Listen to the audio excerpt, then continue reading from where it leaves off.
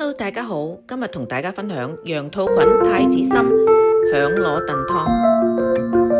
我哋先將啲豬展飛水，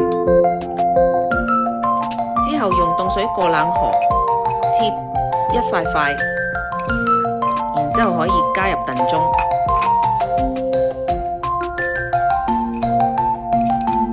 再加響螺片。加入太子參同埋茨實，加埋蜜棗，最後加羊肚菌。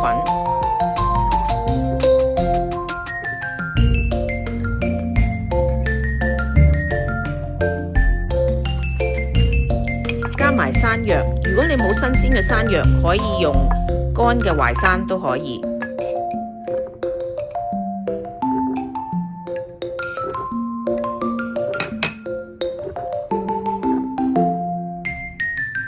再加入頭先浸嘅羊肚菌嗰啲水，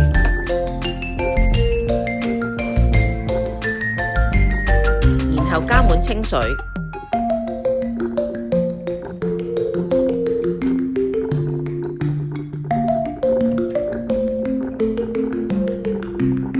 ，set個燉盅，燉佢2個小時。